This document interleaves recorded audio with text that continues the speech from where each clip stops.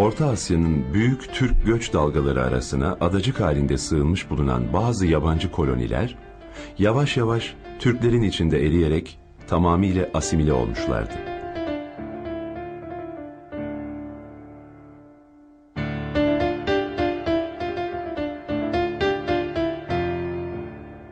Turfan ve Hami alanlarına göç etmiş olan Uygur Türkleri, eski çok dinli uygarlıklarını sıkı sıkı koruyarak bunu Türk halklarına benimsetmeye çalışıyorlardı. Şamanizm başta olmak üzere tüm göçebe kültür ve inanışları bu yabancı koloniler arasında hızla hakim olmuştu.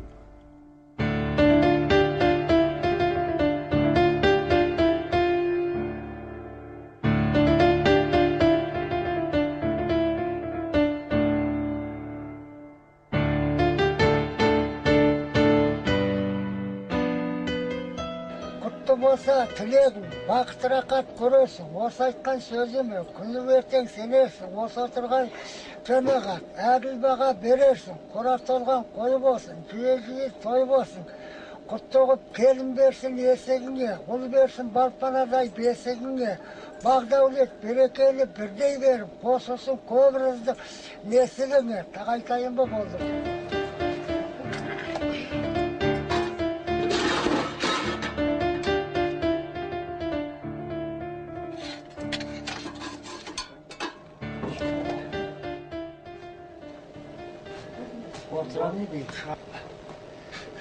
Tiyufer, Rampir, Bestül, Meryem, Seriyem, Birle, Halil Gazip, ya Kanal Yemen'in.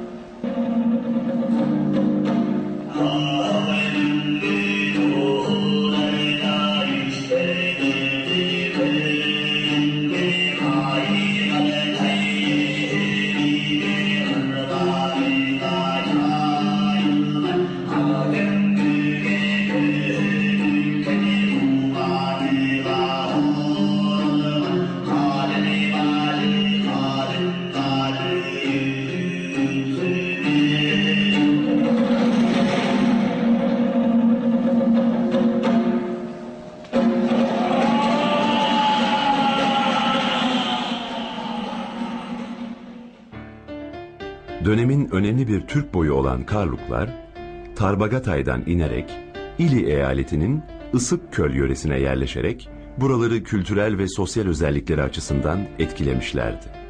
Karluk Türkleri ile akrabalıkları olup olmadığı kestirilemeyen Karahanlılarsa Kaşgar'la Çuğ Irmağı üzerinde Karabalsagun'u işgal etmişlerdi. Bu yayılma ve gelişmeye bağlı olarak Türkçe, bölgelere ve boylara göre hızla zenginleşip kendi içinde değişmiş, giderek ayrılıklar gösteren bir disiplin haline gelmişti.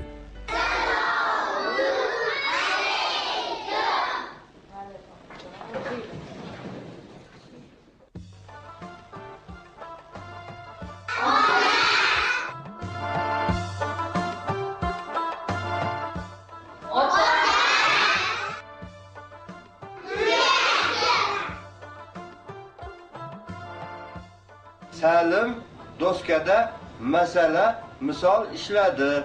Öz misallarını asasladı. Salim derslerini to'la o'zlashtiradi. Maktabdan odob ilm olishadilar. Bolalar maktab kitap bilim manbaidir. Partadosh, bardosh, şadı shirin osh pishirdi. Dünyaya meşhur Türkologların araştırmalarına göre tüm dünyadaki yaşayan Türkçeler 3 büyük grupa ayrılıyor.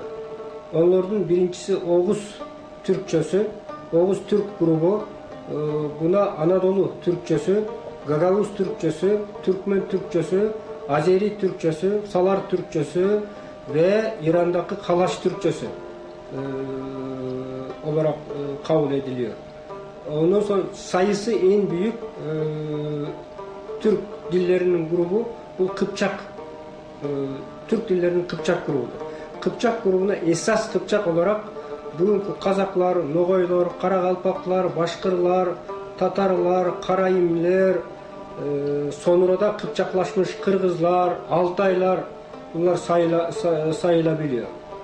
Anda o Türk dillerinin üçüncü büyük grubu bu Uygur Karluk grubu. Eski dillerden eski Uygurca, şimdiki bugünkü Türkçelerden bugünkü Uygur dili ve Özbek dili. Bunlar Türk dillerinin üç grubuna ayrılıyor.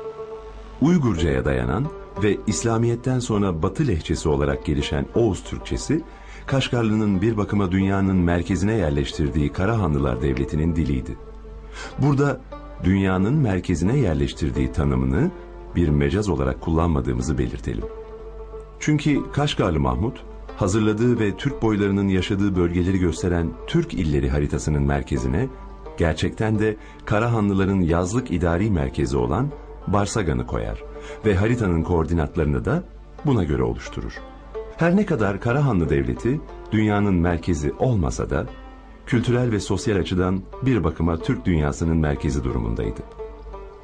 10. yüzyılın başlarına doğru bağımsız bir Türk İslam Devleti kuran Karahanlılar, Orta Asya'nın Türk dili ve kültürünü kapsayan geniş bir kısmı içine alarak Orta Asya Türk dil ve uygarlığının öncüsü olmuşlardı.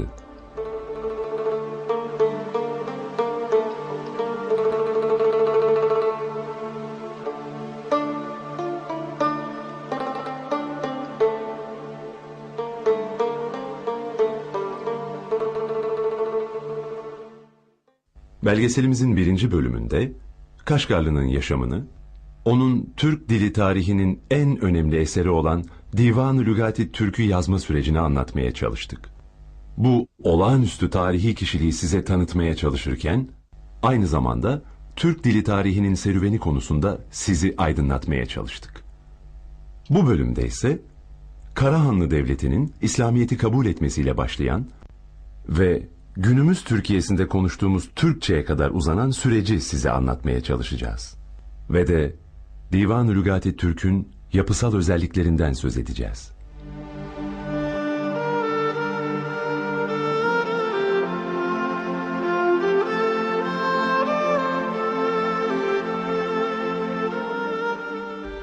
Dönemin Türk uygarlıkları içinde en önde gelen Karahanlılar Devleti'nin 960 yıllarında Budizmi bırakarak Müslüman olmalarında sanılanın aksine Araplar değil, İranlılar etkili olmuştu.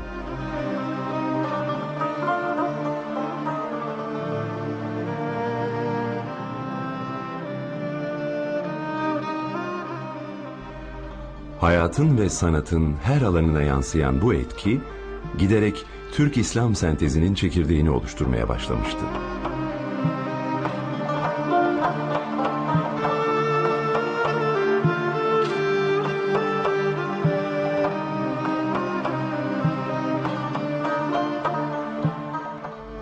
Göçebe mirasın çizgileri, motifleri, bir yandan yeni biçimlenmekte olan İslam sanatına hızla uyum sağlarken, bir yanıyla da kendini ona karşı koruyordu.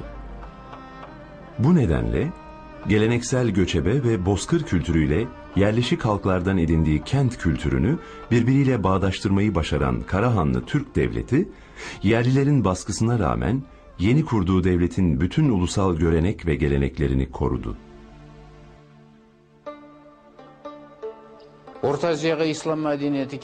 Türk dili de bu gelişmeye uygun olarak karma uygarlık etkisi altında kalan Orta Asya sahasında yeni bir döneme girdi. Edebi Türk dili başlangıçta pek az yabancı dil etkisinde kalsa da süreç içinde bu etki giderek arttı.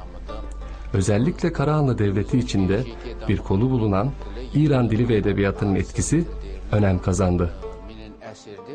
Bu aynı zamanda Karluk Uygur Türkçesi ile daha sonraları Oğuz Kıpçak Türkçesinin gelişmesi devresinde de